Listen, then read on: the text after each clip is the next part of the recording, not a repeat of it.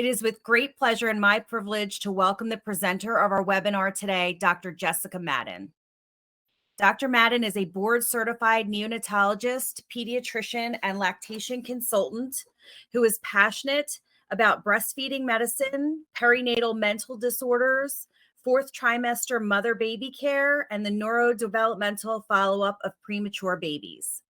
She founded Primrose Newborn Care, a newborn medicine and lactation home visiting service in Cleveland, Ohio in 2018.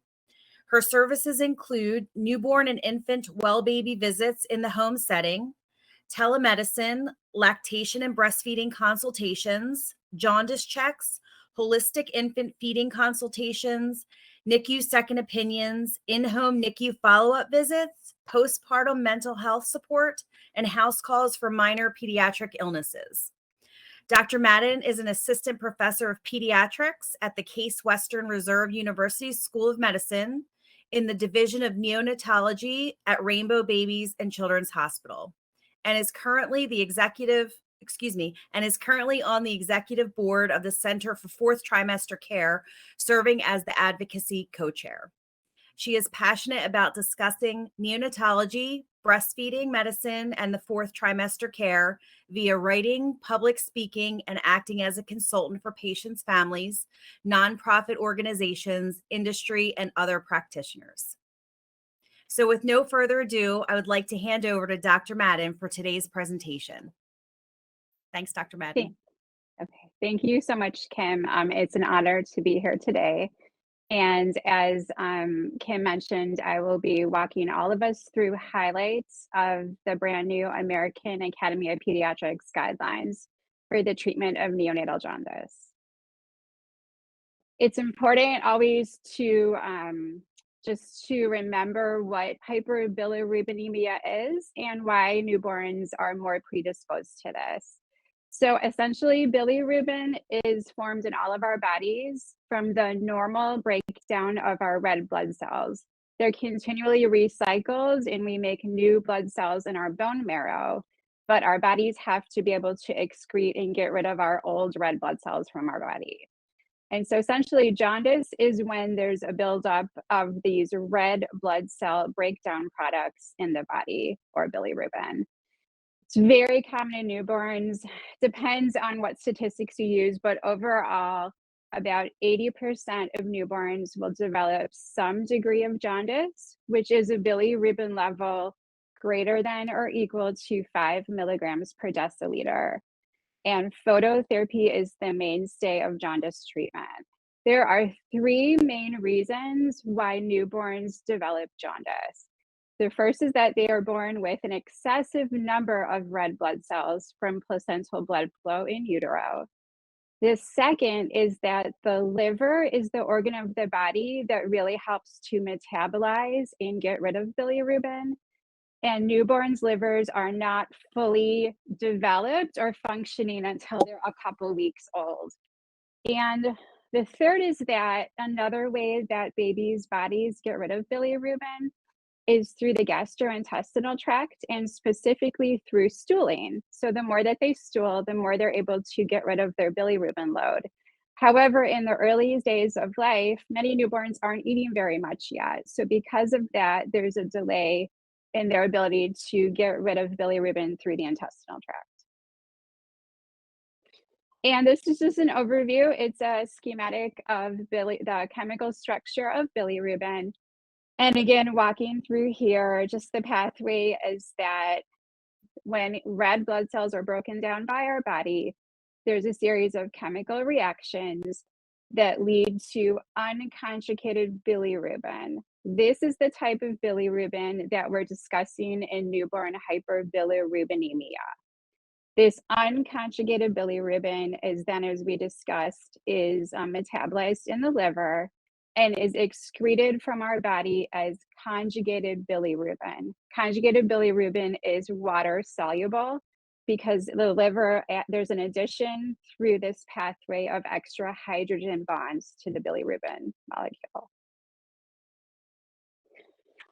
So, why do we care about jaundice? Mainly because we know that very high levels of bilirubin in a newborn's body can cause harm. Kernicterus is brain damage that's caused by high levels of bilirubin.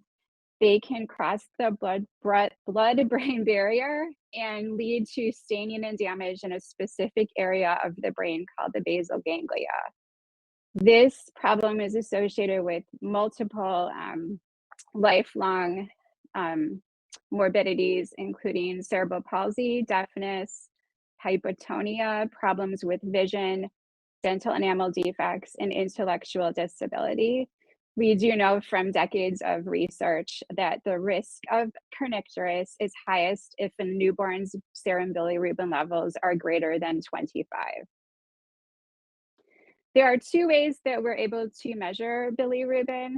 One is the traditional method, which is through a blood draw. So we take serum total bilirubin measurements. The second is transcutaneous.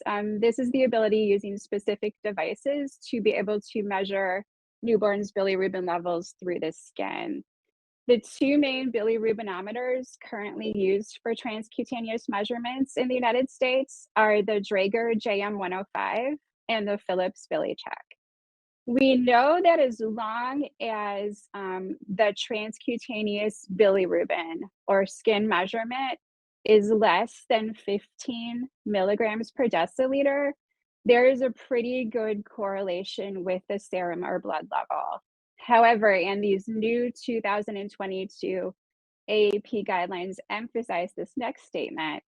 We know that if the transcutaneous or skin bilirubin level is within 3 of the phototherapy threshold, or if it's greater than 15, it's essential that a baby get a serum bilirubin level. So the transcutaneous is a good screen, but the decision to start phototherapy and to continue to monitor phototherapy, we need blood serum levels to be able to do so. So back in 2004 is when the American Academy of Pediatrics published very detailed guidelines for pediatricians and other practitioners in terms of how to manage newborn jaundice. These guidelines and subsequent, as we'll see, they're geared for infants who are born at 35 weeks gestation or older. That's because the vast majority of babies who are born 35 weeks and up are cared for in newborn nurseries, at least here in the United States. Almost all newborns who are born earlier or more premature than 35 weeks are admitted to neonatal intensive care units. And different NICUs have very different guidelines and algorithms that they'll follow that can be NICU dependent. But for the purposes of the AAP guidelines in this talk, we're talking about these are recommended for usage across the board.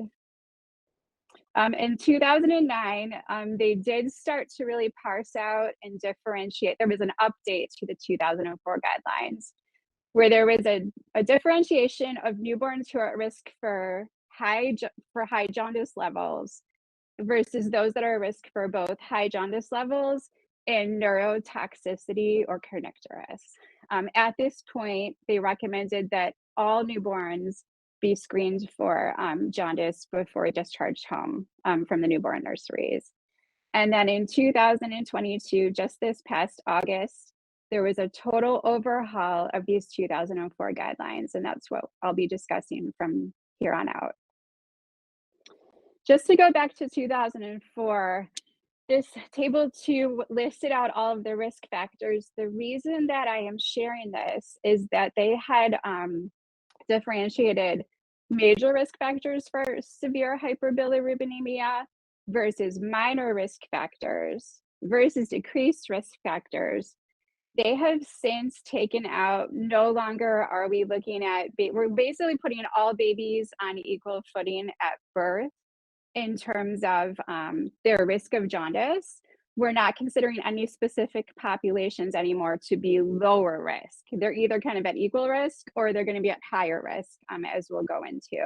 And specifically, I circled Black race because that has been totally eliminated from the new guidelines. We're not looking at race, we're not looking at gender, we're not looking at those types of demographics any longer. This is from the old 2004 guidelines too. I'm just putting this up here as a reminder. It was rather confusing at times in terms of stratifying patients in terms of were they low risk, low intermediate, or high risk. Essentially, I used to look at these next curves, which were called the Butani curves. And what you would do on these, and these are again updated, which I'll mention in a few minutes, is you would take how old your newborn patient was in terms of hours to days, and you would take what their current total serum bilirubin level was, and you'd make a decision based on if they were high risk, medium risk, or low risk in terms of whether or not they qualified for phototherapy to be initiated. We also have had a specific guideline for when newborns would need to actually have a double volume exchange transfusion. I'll talk about this a little bit later on. This is a procedure that we do in the most severe cases of jaundice to help to prevent babies from kernicterus. So with this here, we really did. We kept hearing for quite a while, there's going to be new guidelines coming.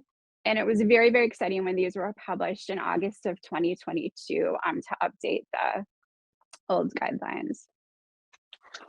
So per the new 2022 guidelines, again, they've taken out any concept of a newborn being at lower or decreased risk. And so some of these are similar to the old ones, but they've also added some in. We know that babies who are lower gestational age, specifically less than 38 weeks, are at risk. Babies who develop high bilirubin levels in their first 24 hours of life. Babies who, as they're approaching discharge, have a bilirubin level that's kind of just under where we would start phototherapy. Hemolysis is red blood cell breakdown, and that can be from multiple causes. That is a definite risk factor for jaundice.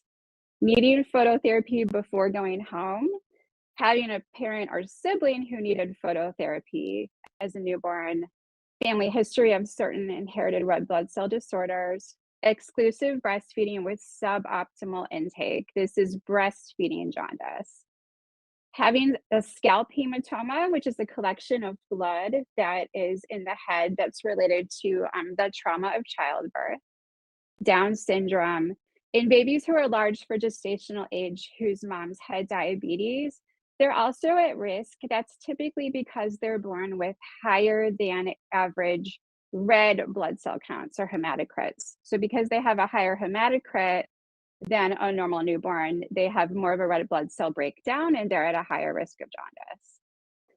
So there's also in the new guidelines, so we look at the last slide, we talked about newborns who are at risk for developing higher bilirubin levels and needing phototherapy.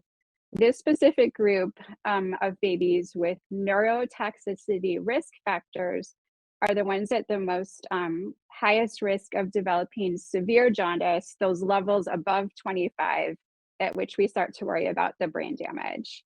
And so the neurotoxicity risk factors, as you can see, are gestational age less than 38 weeks, having a low serum albumin level, any type of isoimmune hemolytic disease.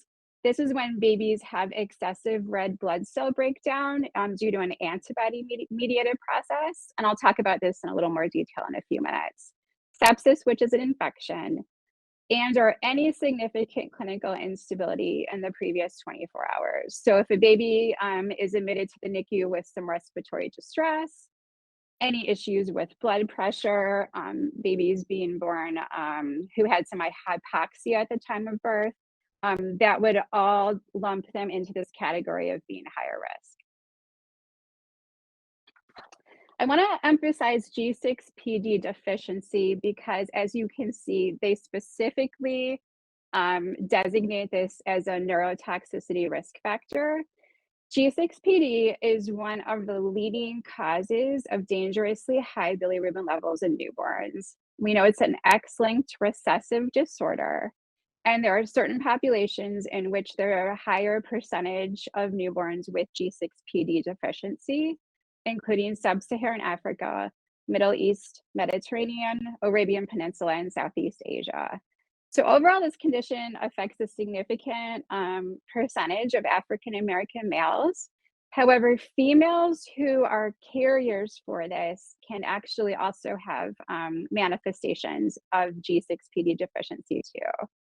And so these are babies where we oftentimes will even admit them to the NICU from home, where they come in several days, a week, week and a half of life with this just sky-high bilirubin level where there's no clear-cut explanation.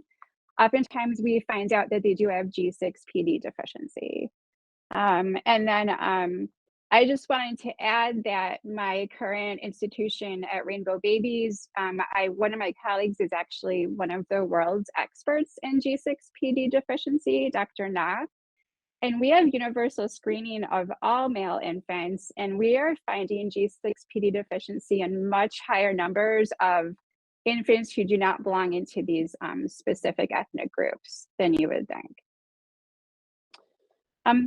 Isoimmune hemolysis, as I discussed, is an antibody-mediated red blood cell breakdown that is a huge risk factor for significant jaundice in newborns. The most common one that we see clinically in the NICU is due to ABO incompatibility. This is if mothers are blood type O and their fetus or baby has blood type either A or B. Moms, when the fetus is in utero, they can start to make antibodies that attack the babies if the baby is blood type A or B. These antibodies cross the placenta into the baby's blood, and they will continue to cause red blood cells to basically burst open. The DAT, which I'm just seeing here, this is a really important lab marker that we basically test on all newborns. It's the direct antiglobulin test. It's also called the Coombs test. This is how we know whether or not this antibody-mediated destruction of red blood cells is occurring. So if we have a baby who's born DAT positive, that's very, very helpful information. We know that this baby is at higher risk of needing phototherapy for jaundice. And also these are babies that we need to check the bilirubin more frequently on. I'm gonna just change gears to go into jaundice treatment, since overall the main crux of these guidelines is how do we manage newborn hyperbilirubinemia. So the main treatment for jaundice is phototherapy. Why does it work? How does it work? It's the light therapy. There's photochemical reactions that allow bilirubin to be excreted more easily in both the urine and the stool. We know now that the ideal wavelength of light therapy is between 470 to 475 nanometers. The irradiance is very important. We now, for the most part, use what we used to call intensive phototherapy, now is the standard of care and the normal phototherapy that we use in the hospital setting. And intensive phototherapy has an irradiance of at least 30 microwatts per centimeter squared per nanometer. We also know that the surface area of an infant that is exposed to the phototherapy lights is very important.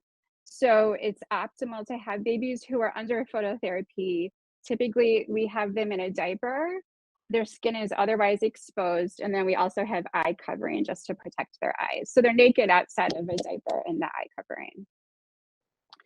I added this in because although we no longer recommend that newborns get treated for jaundice with sunlight, I can anecdotally tell you during a lot of my newborn visits, I found that this is still being recommended. So I'll come in for a visit and find that the parents have put the baby right into a window. And that's if babies are going home with some borderline jaundice levels. The interesting thing I've noticed also is parents doing this, they don't have the baby exposed. So they've got this like swaddled wrapped baby with a hat on, and the only part of the body is the face. It's being exposed to sunlight. And so this quotation in terms of why it's not recommended is directly from these 2022 new guidelines. Overall, the major changes in terms of the recommendations for phototherapy from 2004 to now include the following. The thresholds for when to start phototherapy for infants who are 40 weeks and older, who do not have risk factors for connectors, is higher than it used to be. So on average, it's about 2 milligrams per deciliter higher. We will tolerate higher bilirubin levels without treatment if babies do not have any risk factors. For infants who are 35 weeks to 40 weeks, if they don't have neurotoxicity risk factors, the threshold has also increased. It's by about 1 milligram per deciliter. And then the third thing that's important is that they've included recommendations for what to do in terms of chronologic age to determine when to start phototherapy. And this is where it did used to get confusing. If you have a baby who's born at 37 weeks in 0 days gestation, but they develop jaundice when they're a week and a half old, they're actually corrected chronologic to 38 weeks. So it used to be very confusing. Do you measure them based on when you would start phototherapy on a 37-weeker because they were born at 37 weeks? Or would you start phototherapy based on them being now 38 weeks? And it's very clear now we use 38 weeks. So you use the chronologic age. And so, yeah, another example would be, especially that's really important also with babies who are right at that cusp of really going up on the curves in terms of when you start phototherapy. And I'll show you that in a minute. So the new phototherapy curves, unlike the previous guidelines, there are very, very specific ways that we plot and determine when to treat babies that have no hyperbilirubinemia neurotoxicity risk factors versus those that do. So babies that have one or more risk factors. And an example would be, I just wanted to use an example comparing the difference between then and now. So I plotted out if I took a 37-week baby who is 96 hours old, on the old guidelines, if that baby's serum bilirubin was 17 milligrams per deciliter, they would meet criteria for phototherapy. If you look at our new guidelines and go up, so we have a 96-hour-old, and you hit this turquoise line of 37 weeks, you can see that in this case, you actually wouldn't start until about 20 or so. And then the same, so when we're looking at babies that do have the risk factors for very, very severe jaundice, again, just an example would be on the old guidelines. So you had a 38-week infant who was 72 hours old. It's very same in terms of that there is a higher threshold. And I also do want to point out the difference too between the two curves and the new guidelines. So the difference in terms of when to start phototherapy if there are no risk factors versus risk factors. If you look here, if you have a 72-hour-old 38-weeker who has risk factors, you would be starting your phototherapy here at around 17 or so. And on this curve without, you are closer to like 18 or 18.7 or 19. There are also in the new guidelines, there are many different tables. So you literally, if you don't want to do the curve and the graphing, it parses this down every single baby gestational age category from 35 to 40 weeks. You can just look. So for 40-week infants, again, you look at how many days old they are, how many hours on that day they are. And what was really fascinating to me, because we didn't have this type of information in the old guidelines, is, for example, if you look at, say you had a baby this is a 50-hour-old newborn. If they're 40 weeks gestation, you start phototherapy at 17.3. But if they're 39 weeks gestation, so born just 1 week earlier, you would start phototherapy at 16.7. This does not sound like that big of a difference, but clinically, this is a very big difference because this can really impact, not only when you start phototherapy, but really the length of stay for a baby also in the hospital before going home. What I use is billytool.org.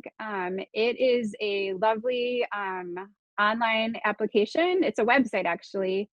You literally just you plug and chug everything. And instead of even having to plot on the curve or look at that very detailed graph of numbers, it just spits out for you whether or not to start phototherapy. And so this is something most of my colleagues and I use on a regular basis. They do discuss in the new guidelines very, very specific criteria for home phototherapy. And I think this is very important because there are so many emerging technologies to be able to really provide high quality phototherapy in the home setting. And so babies who are greater than 38 weeks, if they're at least 48 hours old, if they're clinically well, adequate feeding being that they don't have the breastfeeding or suboptimal intake jaundice, if they don't have any risk factors for kernicterus, they didn't need phototherapy when they were in the newborn nursery, they're not super high above their threshold for starting phototherapy, they have to be like at their line or within one or so, that there's ability to be able to get the phototherapy to the home in a very timely manner. And also, this is very important that there is a way to be able to have these babies who are getting treated at home have serum bilirubin levels monitored every day.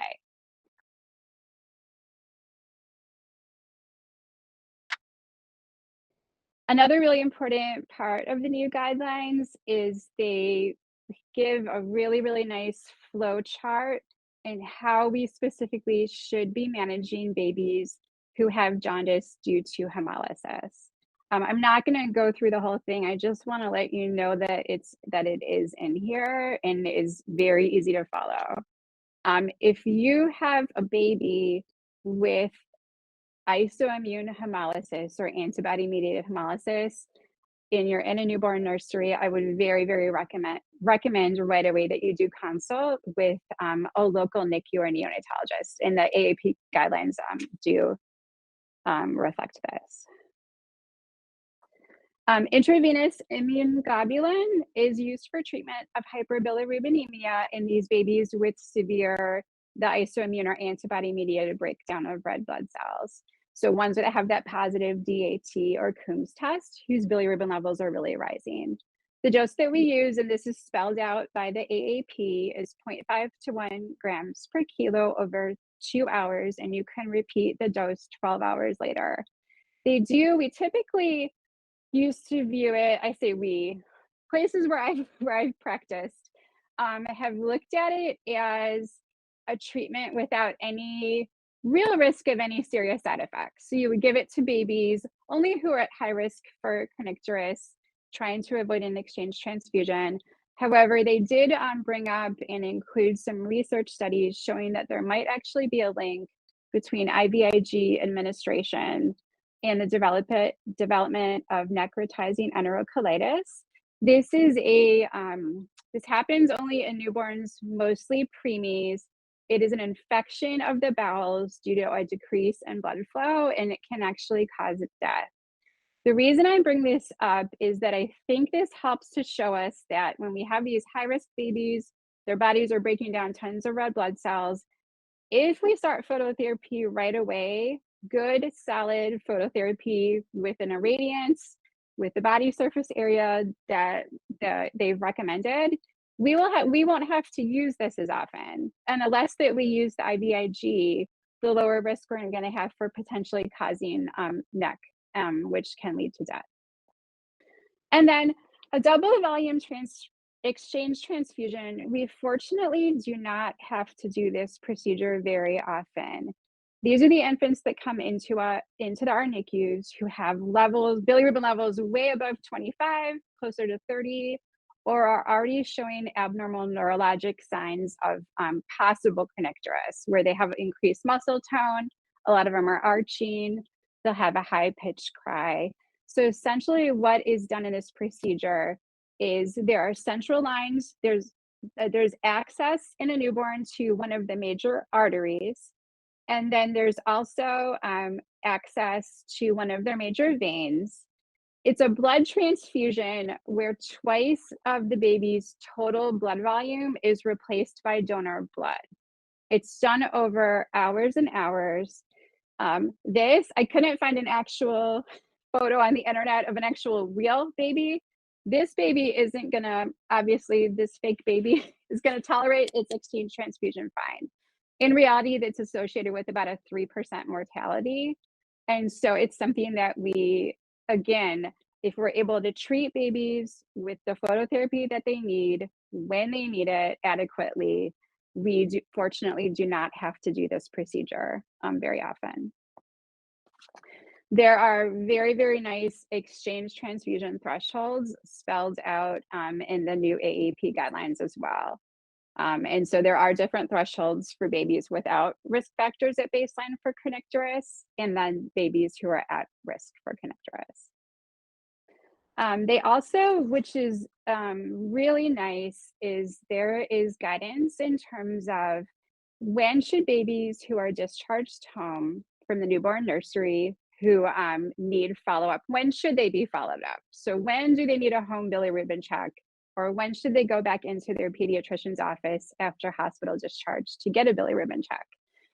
Overall, it takes, okay, what is that baby the day they go home from the nursery? What is their bilirubin level? And then how much the distance is there between their current bilirubin level and the threshold for phototherapy?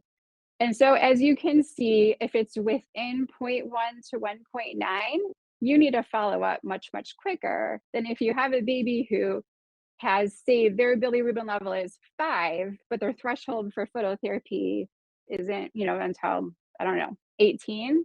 There would be a much more room to be able to go home and not have to worry or monitor that baby as much. So overall, they're at the end of the paper and guidelines. They actually have 25 key action statements. And I'm just going to highlight a few of the ones that I believe are the most important for us to be aware of right now. Number 5, and again, I've talked about some of this already in the body of this presentation. But key action statement 5, a serum or transcutaneous bilirubin should be measured in all babies between 24 to 48 hours after birth. The statement 6, the serum bilirubin should be measured if that skin or transcutaneous level is within 3 milligrams per deciliter of the phototherapy threshold, or if that skin level is greater than or equal to 15. Number 8 is if appropriate follow-up cannot be arranged for an infant who needs outpatient bilirubin follow-ups, you may need to delay hospital discharge. Number 10 is a reminder that intensive phototherapy that's greater than 30 microwatts per centimeter squared per nanometer should be used in all babies who need phototherapy. Number 11, newborn infants who have hyperbilirubinemia who meet criteria for phototherapy can be treated with home phototherapy if they meet the criteria that I had discussed earlier, like being very, very low risk for neurotoxicity. Number 15 is helpful in terms of when do you stop phototherapy. So phototherapy can be discontinued when the serum level has decreased to 2 milligrams per deciliter below that threshold when they started it. Number 24, for infants being discharged home, the timing of that post-discharge Billy check is again determined by how close they are to their phototherapy threshold at the time of discharge. And then number 25 is all families should receive written and verbal information about jaundice. And I just have the AAP did just put out a brand new, really nice patient information sheet. I'm not going to go through it, but it explains what jaundice is, why newborns get it, emphasizes for families how important this is in terms of monitoring and follow-up for it. I think that's it. Thank you so much.